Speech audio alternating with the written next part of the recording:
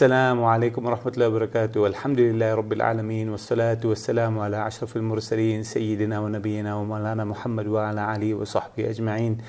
Welcome to Health Matters, a comprehensive chat with the Islamic Medical Association. After a break of a few weeks, alhamdulillah, we are back full swing and we are happy to be back on screen to serve you and to try and give you information about a variety of health matters. Today our guest is Ahmed Mottiar, a podiatrist, and before we get to him, as usual, we're going to just have a small tarbiyah. Because our subject is going to be rotating around the feet, I thought I would deal with the hadith which deals with the feet.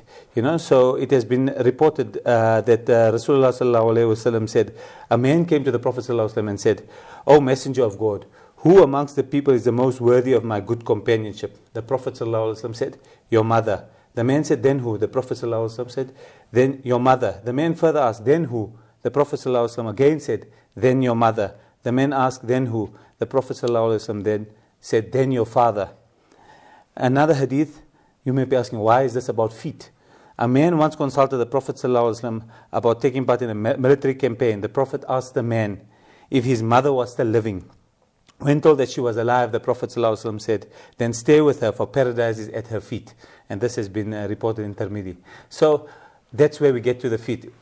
Rasulullah ﷺ has made it clear, abundantly clear, the importance of the mother in our life.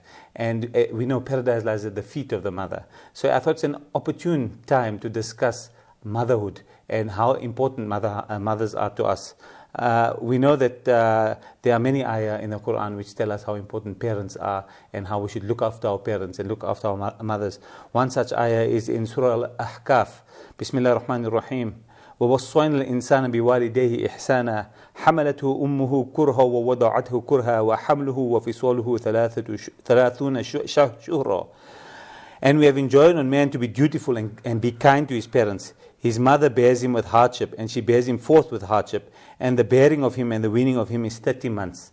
And you can see Allah subhanahu wa ta'ala has taken specific mention of the mother and the hardship that she goes through in looking after her children, in bearing her children. And we know that mothers will do anything for their children. Sadly, we find in this day and age that as mothers get older, as fathers get older for that matter, sometimes their children won't do anything for their parents. Sometimes they won't take the time out to look after them, to do the things which are important to them. And I think it's very important for us to remember all the time that Allah subhanahu wa ta'ala has given us this great ni'mat of a mother, many of us, most of us, that has brought us up and looked after us throughout our lives. And when they need us in their times of needs, that's when we should be able to serve them. For those of us who still have our mothers, we thank Allah subhanahu wa ta'ala, and it's an opportunity for us to continue to serve them. I remind myself first, and for all of us, if we still have our mothers, to look after them and to treat them with respect and kindness. For those of us who have lost our mothers, may Allah subhanahu wa ta'ala grant them the greatest place in Jannatul Firdaus. And we pray that Allah subhanahu wa ta'ala grants all of you who have lost your mothers sabr. And I think those are the people who understand the value of the mother, the people who have lost their mothers. So I know we were supposed to be talking about the feet, but I'd like to link it in because, as you know, paradise is at the feet of your mother. I'm going to come to Ahmed now. So, Assalamu alaikum, Ahmed. Welcome to ITV and Health Matters. Wa alaikum salam. Good evening and assalamu alaikum to all our viewers. Ahmed is a podiatrist. That means, I'll let you him tell you what it means. So, Ahmed, tell us, what is a podiatrist? Okay, podiatrists are highly specialized physicians. Basically, to prevent, they prevent, treat, diagnose, and assist with pain, posture, biomechanical assessments. We treat any foot problem, including skin, nails, nail surgery. We go right up to the hip, so lower back pain, knee pain, ankle and foot pain. So you deal with the legs, basically, from the hip right down to the feet? Most of the time, the feet, but we do hip and knee as well. Okay. It's not the same as an iPodiatrist. An iPodiatrist deals with the iPod. So I'm just joking. So this, that's for the young people in the audience. So Ahmed, what's the training that's involved in becoming a podiatrist? What do you guys have to do to get to where you are? You have to do a 4-year BTech degree. Okay. At the University of Johannesburg, and I think it is the only place in Africa that offers it. Okay. So when I was a student about 8 years ago, we had students from Kenya and other countries, so it is quite, and there's not many that do it every year. So up to date from about 1983, there's probably around 300 qualified podiatrists. So that's quite a huge shortage of people. That's for the whole of South Africa, if not much of Africa as well. Yeah, and half of those qualified podiatrists have actually left the country to work in the UK, Australia, New Zealand, those other countries. So we probably have half of the number that I told you earlier. Okay, that's really, really very unfortunate. So tell me, what type of services do you guys offer? I mean, what does a podiatrist do? So which type of person comes to see a podiatrist if they've got a problem? What type of problems would you be dealing with? Lots of sports people, elderly people, kids. Especially like in your elderly, we would treat mostly diabetic patients, patients with ingrown toenails, corns, calluses. And your sports people, like you get knee pain, you get lower back pain, foot pain, and then obviously in your children, feet rolling in, Sever's disease like heel pain, that type of thing, because sometimes coaches make them do too much activity and that type of thing, or incorrect footwear. Okay. So that's when we see all these type of patients. So I mean, obviously you deal with a wide variety of things, right from the foot through to the knee, through to the hip. You've got something in front of you, a model of a foot. You want to just give us some basic idea of the foot anatomy, so people can be aware of it. Your foot basically has 26 foot bones. The main thing that we see most commonly on a daily basis is heel pain.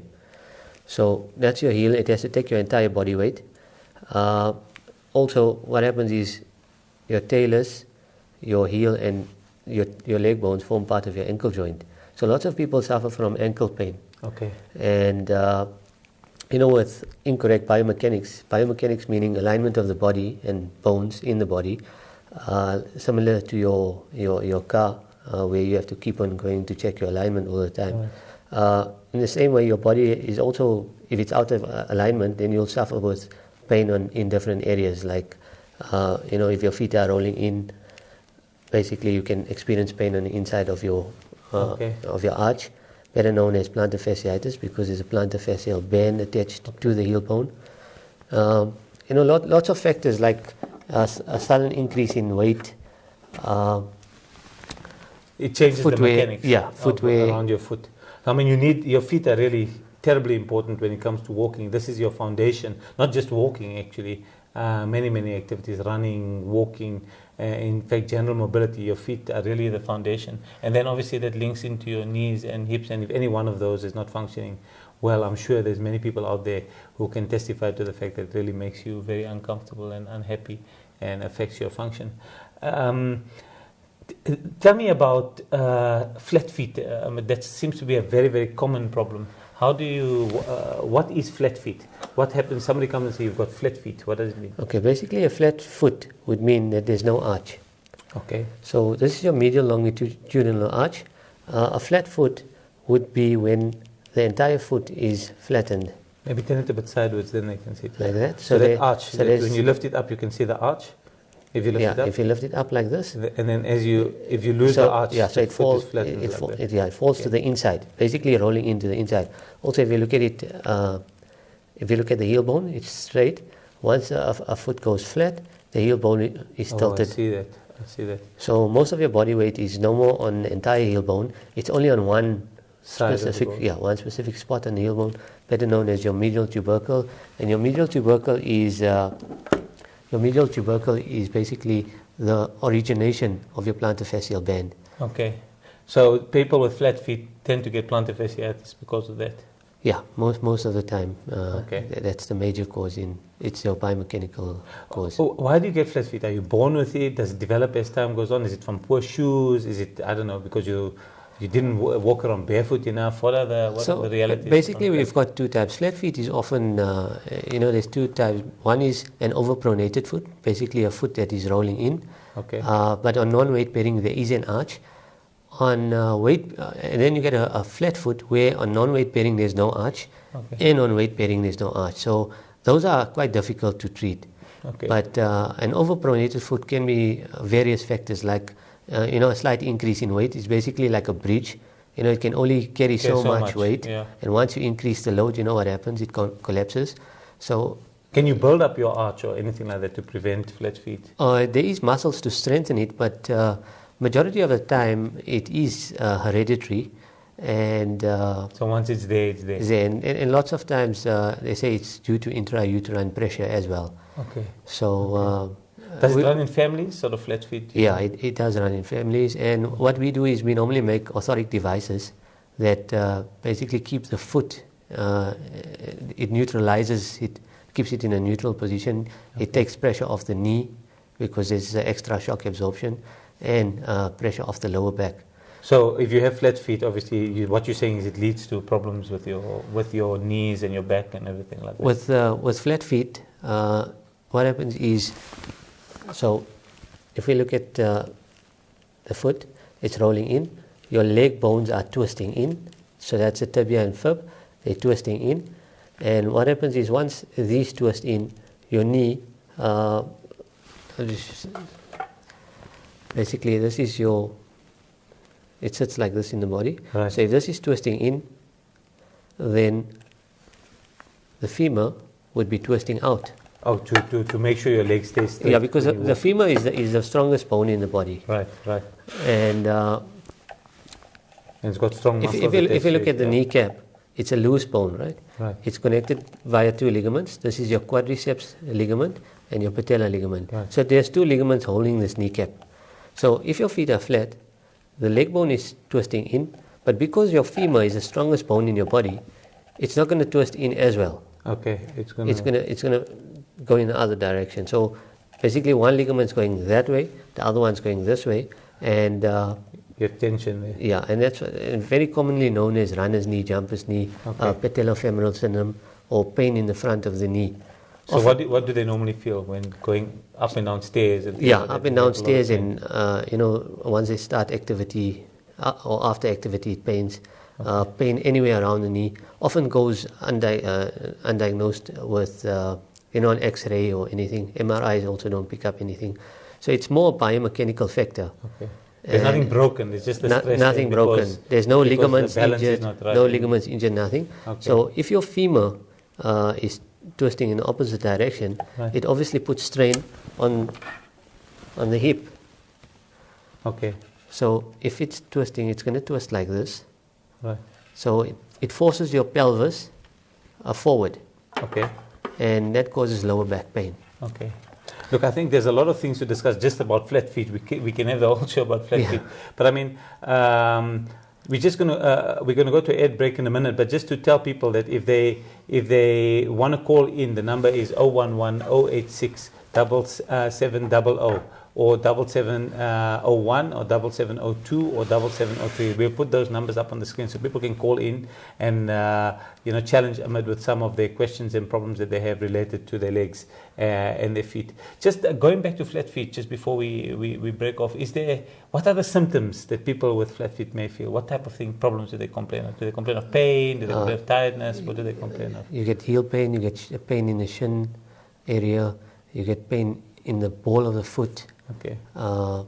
Pain in the knee, tired, aching feet. Okay. After walking for long distances, they can't manage anymore. Does it depend what type of shoe you wear? It does, because you do get antipronators now, especially for our runners. Right. But it eats up footwear very, very quickly if you have flat feet. Okay. It eats up the outer edges of the shoe. Okay. All right. So that's excellent. We're going to go to a short ad break, and inshallah when we get back we're going to discuss some other aspects around podiatry, and then we look forward to getting some calls from our listeners, inshallah.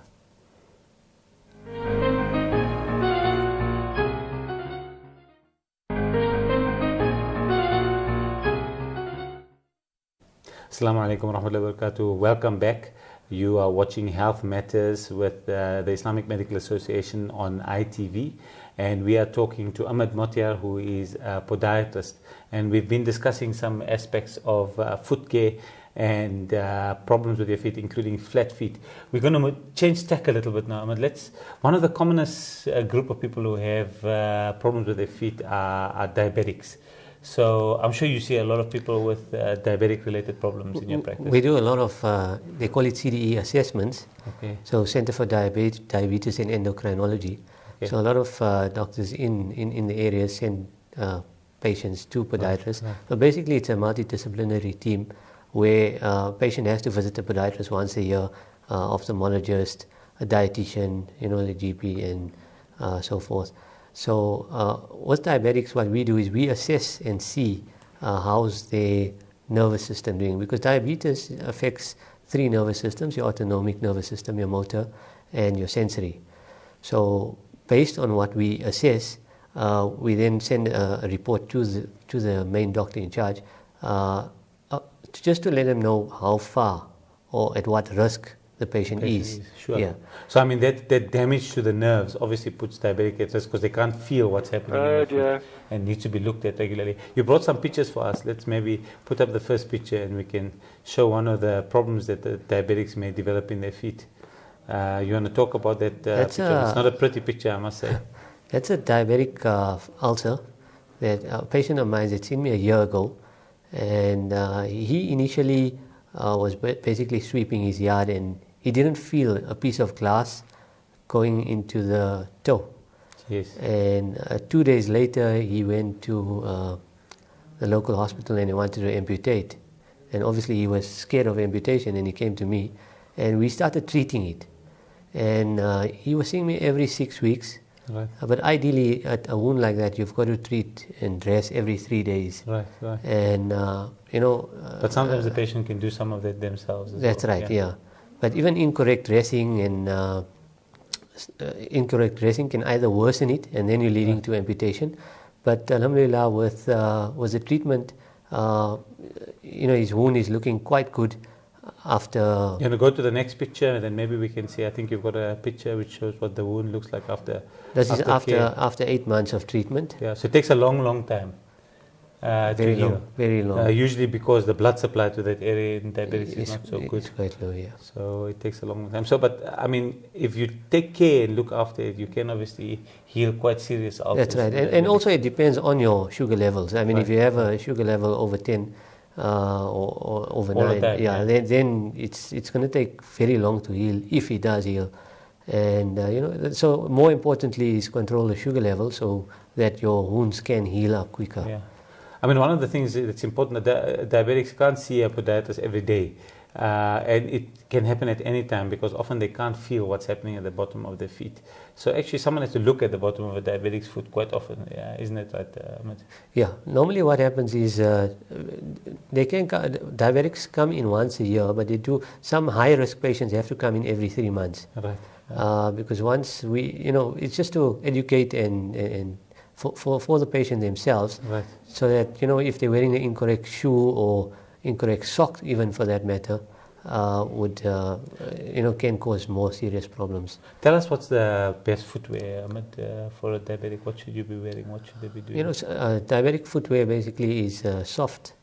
Not anything with that's occlusive or basically tight on the foot to stop blood supply, because you don't want to do that. And if they can't feel anything, it would obviously lead to. Sure. If it's too tight, they won't even feel it. It's too tight, yeah. So even socks, it has to be seam free. Okay. Not too tight around because the seam leg. can apply pressure. That's right. Yeah. And obviously a nice, good, strong leather sole, so to prevent stones from going through the shoe. Like slippers and sandals are not very well recommended for diabetic patients, because for instance, you may have a piece of glass or a stone, and the patient won't be able to feel it, and that can lead to an ulcer, and an ulcer can eventually lead to gangrene. Sure. So we need to try and prevent that. That's our work, trying to prevent the patient from getting amputation. In the first place, yeah. I mean, one of the things that we've seen in our practice is that diabetics, especially young ones, type 1 diabetics, sometimes they forget that they can't walk around barefoot, especially when they go on holiday and so forth and so on, because they don't realize even walking around barefoot for a little while, if they can't feel what's under their feet, it can cause serious problems. We've had patients who in summer especially go outside. I'm sure you must have seen this as well. Yeah, we get a lot of patients, especially patients that come back from the beach. Yes. They didn't feel the stones going into the shoes, or they just neglected it and thought it's beach sand, it's soft, Yeah. But once it's wet and everything, you don't really feel it pricking you, and eventually they do lead to some infection, and we need to try and prevent that from happening. Yeah. So also with trimming of nails and stuff, a lot of diabetic patients trim their nails incorrectly, and especially it can lead to ingrown toenails. Ingrown toenails lead to infection. I think we've got some pictures coming up maybe of ingrown toenails. We can show the next picture and see, but I think that's a few pictures down the line. But maybe let's talk about some of the other pictures that we've got, and then we can discuss some of the issues and some of the other things that you guys see. So maybe we can put the next picture up. Tell us about this, Ahmed. That's basically a bunion with blistering. So a bunion is the deviation of the first toe joint.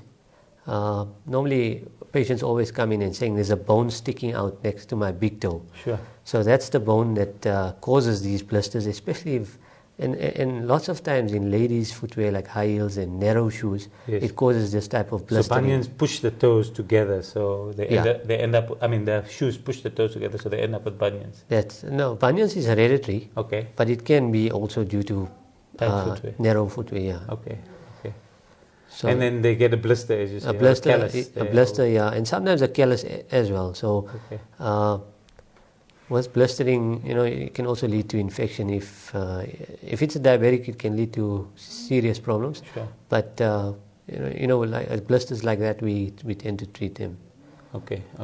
Maybe we can go on to the next picture, and we can see some of the other problems that you guys look at, Ahmed. Tell us what this. That's a calcaneal spur. Okay. Very, very, very common. So what looks like a hook at the back. That's it. It looks like a sharp thorn from the heel bone. Right. Normally, how I normally describe it to my patients is, long-standing plantar fasciitis can eventually lead to a calc spur. A calc spur is basically your plantar fascial band or your arch muscle continuously pulling on that heel bone, trying to lengthen. Right. And without treating it, it sort of forces a piece of bone to grow out of the heel bone, and it sort of extends. You have chronic inflammation there with calcification and bone formation into the muscle and the tendon, or the fascia, as you say. Yeah, into the fascia. And that can be very, very painful. Very painful. So the common symptoms are when patients wake up in the morning and they're unable to even put their foot on the ground. They have to hold on to something to walk, and or hop to the bathroom or whatever. But very, very, that's the main symptom of it, where you can't even put your foot down in the morning. That's how painful it is, and pain throughout the day. Very common in salespeople, people who stand a lot, hairdressers. Right. I mean, unfortunately, we seem to be having some problem with our phone line, and people are not able to get through. But for those people who are trying to get through, we'll try and sort that out, inshallah, as the show goes on. But please do try and see if you can get through. We'll try and sort out the problem on our side. There is a technical problem, I've just been told, on our side with the telephone lines. But we'll try and cover as wide a variety of foot problems as possible, and inshallah we'll be able to give you some advice that's useful as well. Ahmed, just to go back to calcaneal spurs, how do you treat it then if you're having a problem there? With a calcaneal spur, generally you can do surgery, but obviously surgery, we try and prevent surgery as far as possible. It is a last resort. Okay. With podiatry, we make orthotic devices to try and correct biomechanics. So what's orthotic device? Just tell us. Orthotic devices are basically, it's like an arch support, as better known as an arch support. Right. Where it keeps your medial longitudinal arch, raised. So if it's either flattened or if it's too high, the orthotic device or arch support keeps it in a neutral position where there's not too much strain on the heel bone itself. So you can have the opposite of flat feet as well, where you need to treat it. Where that's called a supinated foot, where your arch is too high and your foot develops a tripod effect, where pain is on the first on the fifth, and on the heel. That's with a very high arch. Okay. Because all the pressure is on those points there. Yeah, so it's a tripod foot. Okay. With a flat foot, it goes, to rolling inwards, where a lot of pressure is on that spot where we've seen the calcaneal spur. So the device basically keeps the heel straight. Okay. Okay. And takes pressure off that calcaneal spur. Does flat feet also lead to Achilles tendon problems or Achilles tendonitis, or is that related to something else? Achilles tendonitis is also related to flat foot or high arch foot. So it can be supinated feet or pronated feet, because what happens is your Achilles is connected to the back of your heel bone. Okay, just so around there. It comes around the back. Yeah, so obviously if your heel bone is straight, there is no strain on your Achilles. As soon as your heel bone tilts, right, your Achilles starts pulling. It's working at a different angle. On the insertion, yeah. And normally we call this the Helbing sign. It's like a C or, an inverted C, it's the opposite way. Okay. So that's Achilles tendonitis. Achilles tendonitis also is due to short or tight calf muscles. Okay. And how do you treat that? Also with orthotic devices, but we generally put in like heel raises with the orthotic devices, and we work very closely to physios, biokineticists, just to send them for a stretching program, an exercise program to strengthen the calf muscles. Okay. But what we do is we put in heel raises to alleviate the pain, and once they've stretched and lengthened the calf muscles, and they can take the heel raise out. remove the heel raises. Okay. And just to go back in terms of the cost of these orthotic devices, are they very expensive, or how are they costed? The orthotic devices are medical aids do pay for them. Right. It just depends which benefit that it comes out. Sometimes from an appliance benefit, sometimes from the savings. Right. But they can range anything from 1,500 to 3,500, just depending on what materials you need and all of that. So. I mean, they could obviously make a huge difference to your life. Definitely. To save you from having an operation and so forth, if the underlying problem is sorted out. I always recommend a first line of treatment. Try it out. If it doesn't work, then we take it to the next step. Many patients don't want to do orthotic devices, and they want to go immediately into theatre, do the operation, and nothing happens. I mean, the pain is still there. For example, bunions, 80% of the time that bunion surgery is unsuccessful. So, making orthotic, try and take the pressure off the bunion, and some things you just got to live with. Yeah. So there's devices and stuff that alleviate the pain. But in terms of fixing up, orthotic devices won't fix up anything, or it won't build an arch, but it relieves the problem.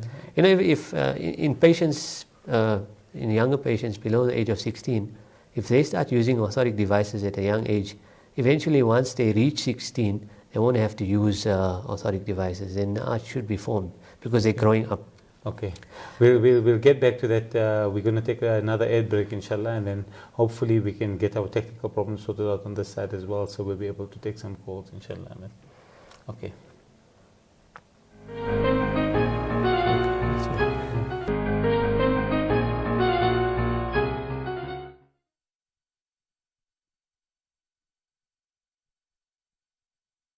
Comprehensive chat with the Islamic Medical Association.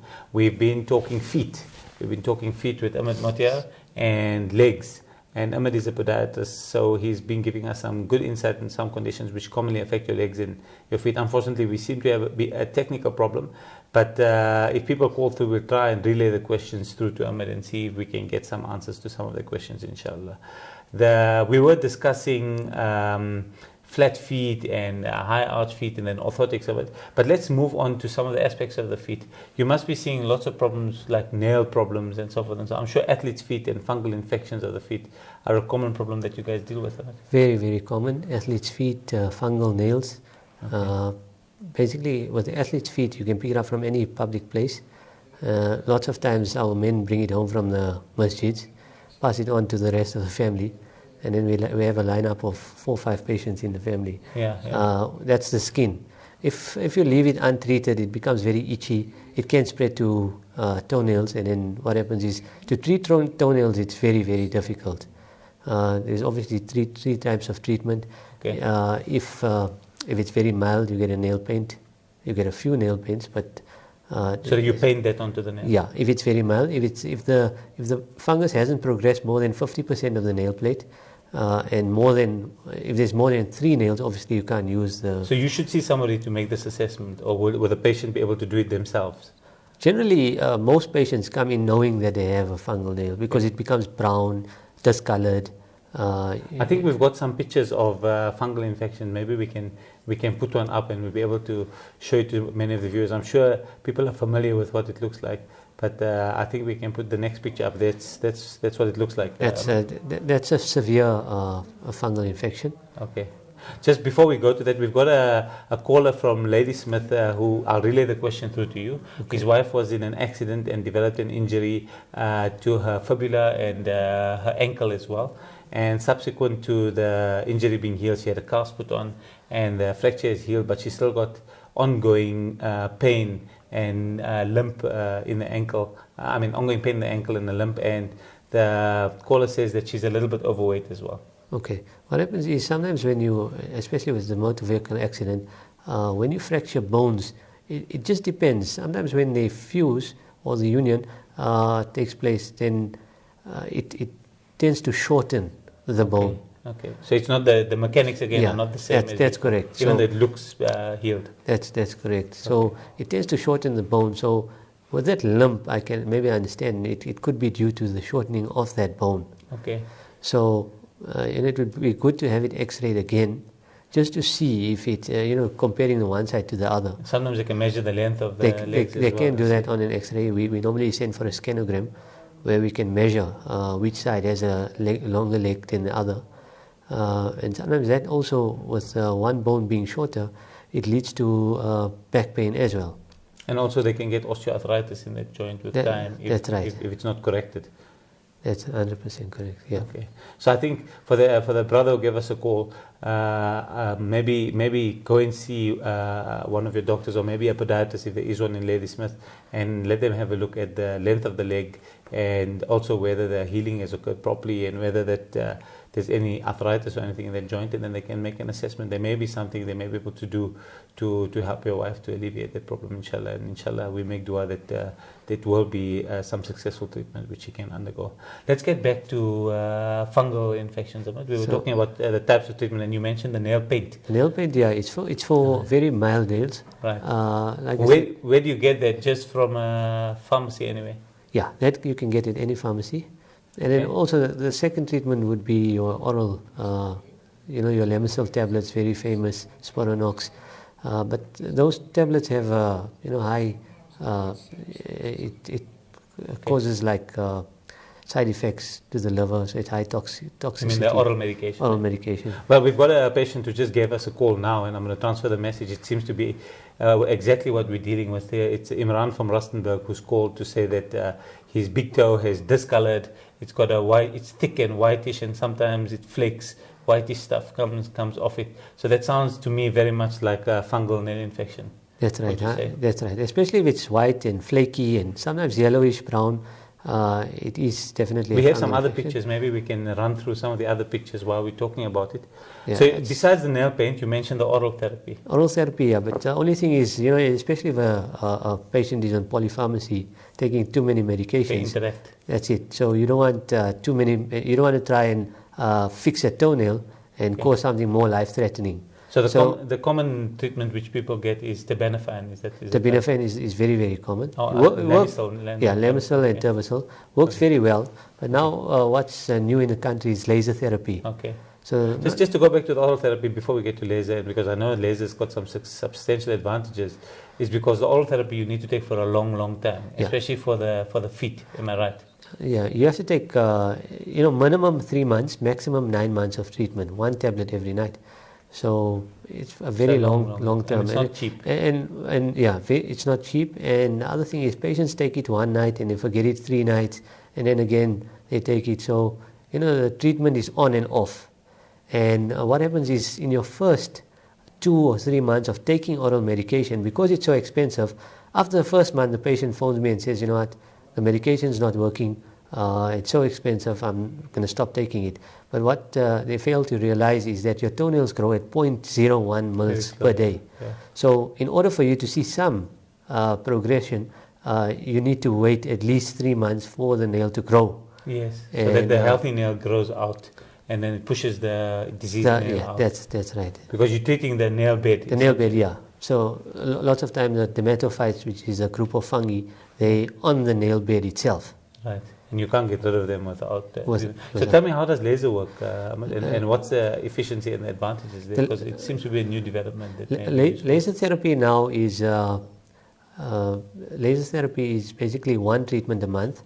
However, minimum is 3 treatments that we do, but it can go up to 5 and 6 treatments. About the same price or slightly cheaper than your oral medication, no side effects. How it works is that the laser, the fungus is heat and light sensitive. Right.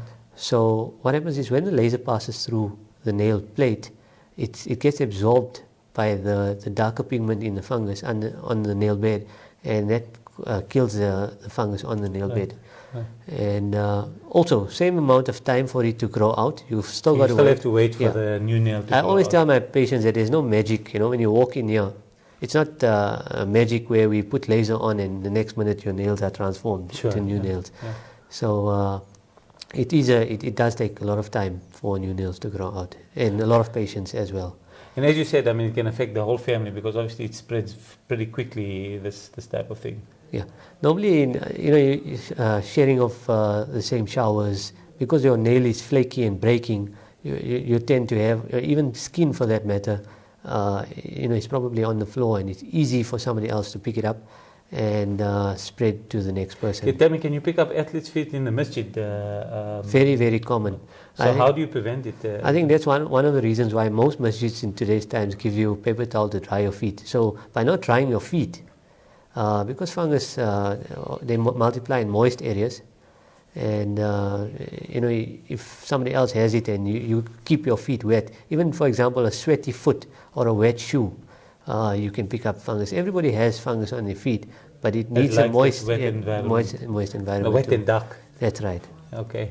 So, I mean, I think it's important, the message there that you're getting is that even when you go to the masjid, you don't want to be an instrument of spreading some type of condition which can affect other musallis. You should make sure you dry your feet. And there are, as you say, paper towel. Don't use the towels, obviously. Yeah. Because then you're going to cause a problem as well. But paper towels, and then you discard them and so forth. I worked in Malaysia for a few months. Right. And in the masjids there, they actually had the creams advertised for fungal infections. That's how bad it is. How common it was. Yeah. Now, I mean, I think from a cosmetic perspective, especially for young people, young boys and girls, it's very distressing if the nail it looks unsightly and so forth and so on. And they often don't want to walk around barefoot and they feel ashamed of themselves. And I know that even some couples, some men complain that when they're getting married now, how are they going to show their wife their feet and so on and so on. So lots of times it's cosmetic reasons. Yeah. It's obviously something very important. It is as important as your teeth, so you need to look after your feet. I mean, I get a lot of ladies that are shy to wear sandals. They never ever wear sandals because of their toenails. Okay. And a lot of people didn't know that it can be treated. Yes. I think that's an important message, that there is treatment available and it can have fantastic results and you can end up with normal looking nails and feet if it's well treated, especially if athlete's feet and fungal nail infections. We've got another caller who's just called in, Ahmed, who's got a problem of burning at the bottom of the feet, which is very distressing, especially at night, and is only relieved if they take their feet out from under the blankets. You got any ideas there, and you can give us some input? With burning feet, very, very common in diabetic patients. Mm-hmm. Something called peripheral neuropathy. Right. And what happens is, I always explain that the nerves are like your electrical wires in your body. And if your sugar levels are very high, it eats up the myelin sheath that is around the nerve. And it's not insulated. It's not insulated. So what happens is when an impulse travels to the brain, it goes very slowly. And that causes burning and tingling, numbness. But that's in a diabetic. If it's not a diabetic patient, it could be a shortage of vitamin B, folic acid in the diet. And also sometimes with biomechanics again, if you have a flat foot or a high arch foot, you have nerves running in between all the bones of the foot. So you could have some nerve impingement. A compression neuropathy, yeah. That's right. So it's better known as interdigital neuritis or Morton's neuroma, and that causes burning feet as well. Yeah. And I mean, those can be treated by sometimes, I mean, the diabetic one is pretty hard to treat because without controlling the sugar, that nerve damage doesn't recover. Yeah, so it's irreversible nerve damage, but we can assist with pain relief, and there is medication for pain relief. I mean, in fact, what the patient is describing is not, as I must say, it doesn't only occur in diabetics, but it is a sign of nerve damage. One thing that we do sometimes have difficulty distinguishing, Ahmed, is the burning related to plantar fasciitis as compared to the burning related to neuropathy. And my understanding is that with plantar fasciitis, the burning tends to be worse after activity, whereas with the neuropathy, it's usually when you're relaxing and at night when you're sleeping. Burning feet would generally relate to nerves most of the time, because if a patient says, I have pain, then obviously it's more muscular. So anything burning, tingling, numbness, all relates to nerves, and any types of pain, we would relate it to muscles. So you really need to get a history from the patient as to whether it's really pain in a specific area or whether it's a burning type of sensation. Yeah. I mean, you mentioned there are many causes of damage to the nerves, and the legs often get affected first because those are the longest nerves in your body. So it's coming from the spine right down your legs, and that's the furthest away from the spine. So that's often one of the first nerves affected in this type of peripheral neuropathy that diabetics get. And it's the same reason why they get injuries, because they can't feel what's happening under the feet. So that's an important question, and it's a very common problem. There is oral medication sometimes, which can also... There is oral medication, and then obviously if it's diabetic related, and if your sugar levels are out of control, you obviously need more stronger medication. For neuropathic pain. That would assist. And I mean, sometimes it's a good warning sign for diabetics that something is going wrong, because many of the types of damage that diabetes causes are pretty silent, until a really late stage. So, for example, damage to the eyes and to the kidneys and to the heart, often, until they're very severe and advanced, the patient doesn't feel anything. But diabetic neuropathy can occur if your sugar is not controlled for quite a short period of time. So sometimes it's a warning sign that you really need to look after your sugar and look after yourself. So I think it's an important thing. And most of the time when the patients come in and I ask them, how's your sugar levels? They say, it's normal, And so I ask them, what's your normal? And then obviously they'll give me a very high amount, like 11, 12. So, and the HbA1c is out of control. That's the normal for patients, and then they give you the story that you only live once. I've got to eat everything. So you gotta take as much food in as you can while you still have the chance. That's it. Yeah. The other problem that we touched on earlier, you mentioned that in young people who are overtrained or who have too much pressure put on them, they can develop abnormalities with the foot. You want to just touch on that a little bit? It's a disease called osteochondrosis. So basically, lack of blood supply to the bone. So the blood supply can't keep up with the bone's growth. That's it. Yeah. So it's avascular necrosis, meaning no blood supply to that area because of repetitive stress or trauma. Right. For example, like a child that is running bare feet maybe, or running with a shoe that is not designed for running, it puts a lot of strain on the heel bone. That's known as severs. In an adult, we would call it like calcaneal spur or plantar fasciitis. But also with flat feet, and it does cause that. So, I mean, for parents out there who've got children who are training, who are involved in physical activity, what are the danger signs, warning signs? I mean, what age would you advise? For example, there are lots of kids, as they get into high school and so forth, they start doing long distance running or cross country training and so forth and so on. What type of advice would you give them in terms of what to look out for and what to do? They need to check the wear patterns on the shoes for their kids. Right. They need to obviously see that they're getting the good footwear. Yes. Not footwear that are not the cheapest. Yeah, like slippers, that type of thing. Slippers that look like shoes. Sure. Because most of the children of today's times, they're wearing a lot of pumps and these shoes called Tommies. Yes, they've got no sole to speak like of at very all. thin. No supported. I can remember, Ahmed, when I was young, just as an aside, that I always wore out the inside of my shoe from a very young age. And it's only as I got older that I realized I had very flat feet. Yeah. And once I realized that and started choosing shoes and buying shoes, which obviously supported that, it solved a lot of the problems that I used to get with leg pain and so forth and so on. So I think it's important if parents keep an eye on that, and you find it is, I think young children start developing it, especially when they're very physically active. Normally we start treating kids from the age of 4 years old. Yeah. So anything younger than that, if it's severe, we'll treat. But if it's not, you wait for them to grow out of it. The body goes through its own development phases. Your hip rotates inwards, outwards. 0 to 2 would be inwards, 2 to 4 outwards, and 4 to 6 again inwards. So sometimes there's too much hip rotation, and it can cause in-toeing, like pigeon toeing. Where the child is walking in-toeing and out-toeing. So that the kid changes the way their feet is placed. Either they walk with their legs out like that, or they walk with their legs in like this. That's right. Yeah. And that can obviously change the biomechanics again. That's all got to do with the rotation of the hip, of the legs. And that can be corrected? Yes. As they grow? As they're developing, we can correct it. So it's very important to get the correct footwear for the correct sport. Right. And parents should never ignore a child complaining of foot pain. Okay. They should always get it checked out. Sometimes the coaches also want to overexert the kids, because maybe there's an upcoming tournament or something, and then that's when problems occur. The other thing that we touched on earlier, we didn't get into too much detail, was ingrown toenails.